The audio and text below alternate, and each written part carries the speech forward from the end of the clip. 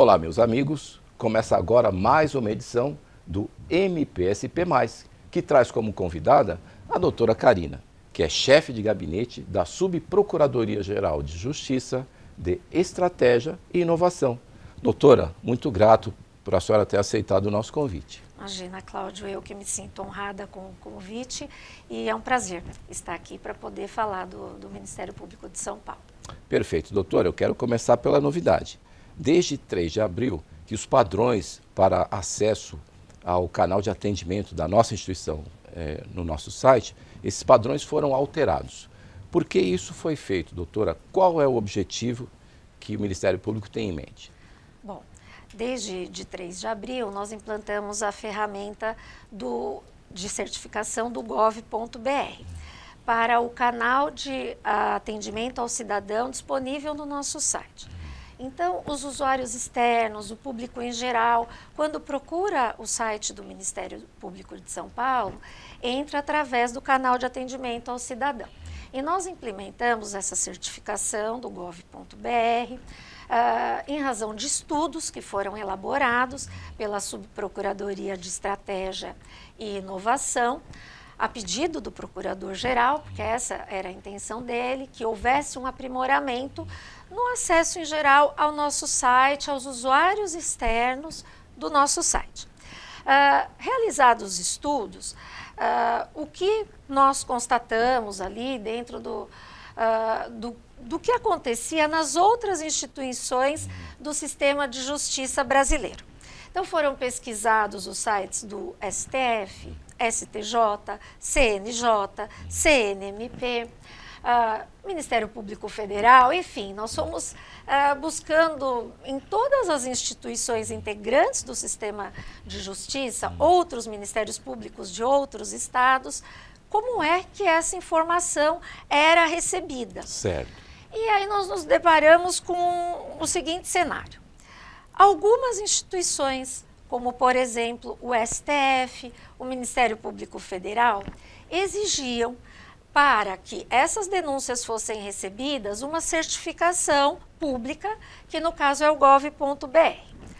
Todas as demais instituições que eu mencionei e que constam desse estudo, elas exigiam que houvesse um cadastro prévio daquele usuário, né? E não com a certificação Gov, mas com diversas informações, como CPF, endereço, e-mail, para que houvesse uma segurança dessa informação recebida pelas instituições. Perfeito. Né? E, por outro lado, qual o cenário que havia no Ministério Público? Nós recebíamos todo tipo de acesso, permitíamos que essas informações fossem identificadas, sigilosas ou anônimas. E dentro desse campo das denúncias anônimas não se exigia nenhuma informação. Entendi.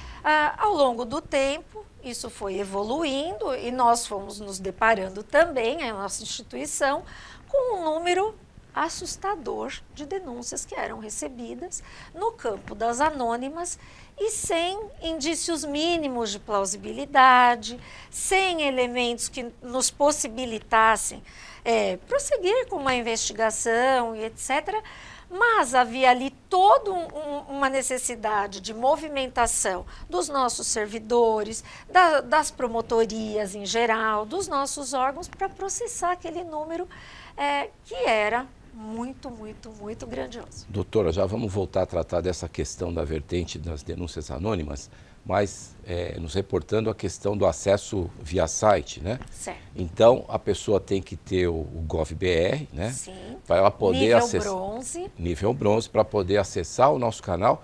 E acessando o nosso canal, ela pode apresentar denúncias de que nível, de que tipos? Denúncias identificadas, sigilosas.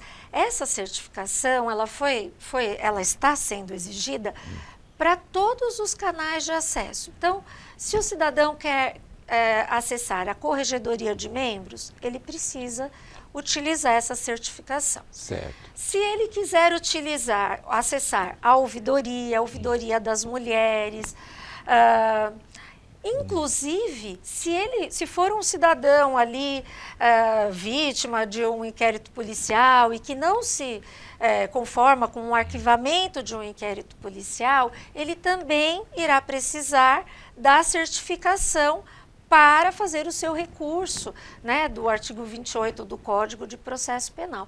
Então, todas as esferas de acesso dentro do nosso site, elas exigirão a certificação pelo gov.br. Perfeito. Isso, como a senhora já mencionou, dá mais segurança, né, às informações e deixa o Ministério Público não só em linha com outras instituições, mas também o aproxima das práticas previstas na Lei Geral de Proteção de Dados. Sim. Mas para além dessa questão, doutora, no seu entendimento, o número de notícias de fato, que é o nome técnico, né, dessas denúncias via site e tal, o número de notícias de fato, ele deve cair? Qual é o seu entendimento? Sim, certamente esse número cairá. Isso aconteceu com o STF, com o Ministério Público Federal e certamente acontecerá conosco. A finalidade é que nós possamos cada vez mais trabalhar de forma eficiente, resolutiva, priorizando as questões importantes e não nos perdermos com números assustadores, quantidades de demandas que são muitas vezes, que nos são enviadas com o uso indevido da ferramenta e da possibilidade de utilização dessas notícias através do nosso site. Ou seja, o promotor de justiça, ele vai ter mais tempo para focar no que interessa. No que realmente interessa. E o que acontece agora, então, com as notícias de fato, as denúncias anônimas? Essa necessidade, ela é prevista em todos os níveis de legislação, Lei da Ação Civil Pública, resolução do CNMP, elas são importantes. Claro. Nós não extinguimos essa possibilidade. Só que as denúncias anônimas, elas deverão ser encaminhadas, nós procuramos seguir o mesmo critério adotado pelo Ministério Público Federal. E lá elas são encaminhadas via postal. Então o cidadão não precisa se identificar, coloca ali uma identificação e ele precisa que essa denúncia anônima seja instruída com elementos mínimos de plausibilidade, com alguma prova, um elemento indiciário, de que aquela situação que ele quer que seja investigada, o que possibilite ali ao promotor de justiça, ao órgão que receber, um elemento mínimo para se debruçar e iniciar um trabalho investigativo, não é? Perfeito. Doutora, o nosso tema central é esse, mas eu não posso perder a oportunidade, tendo a senhora aqui no nosso estúdio, deixar de tratar de outros assuntos. O Procurador-Geral de Justiça, ele tem enfatizado muito a necessidade da instituição avançar no campo tecnológico, fala aí de inteligência artificial, né? E a que a gente chama internamente aqui a Subnova, né? O apelido da Subprocuradoria, é ela a responsável, né, por trabalhar nessa frente. Quais são as novidades? O que vocês estão fazendo? O que vem por aí, doutora? Olha, Cláudio, são muitas novidades. É uma a Subnova, ela trabalha com o feedback dos colegas. Então, assim, o nosso trabalho diário é de atendimento de colegas que nos procuram, ou para reclamar de uma determinada sistemática, de um determinado modelo, um processo que a instituição adota e que, segundo o olhar daquele colega, daquele setor, etc., não é uma eficácia, uma ferramenta produtiva. Então, assim, nos procuram para que os métodos de trabalho sejam aprimorados e também nos procuram muitos colegas, muito capacitados, já familiarizados com a questão da inteligência artificial, nos dando ideias, sugestões e modelos. A identificação do que é melhor para a instituição, ela leva em conta vários aspectos. Então, ali na Sub de Inovação, primeiro nós testamos as ferramentas que nos são indicadas. Nós estamos fazendo testes e vários colegas sabem, estão participando conosco, da inteligência artificial, do CIS-MP Digital, que foi instituída, está sendo agora aprimorada e em fase agora de homologação, foi produzida, enfim, pelo CETIC e está sendo testada pelos colegas. Então, muitas observações são feitas nesses grupos que nós criamos. Também estamos testando outras ferramentas, como o Teams Premium. Ontem fizemos uma capacitação, os colegas que estão participando adoraram, porque o foco é sempre algo que vá realmente impactar na atividade diária do promotor de justiça ou do procurador de justiça. Não, então, assim, é um momento de inovação, é um momento onde muitas soluções são apresentadas mundialmente, tanto no campo corporativo, quanto no campo institucional, público, e nós queremos testar.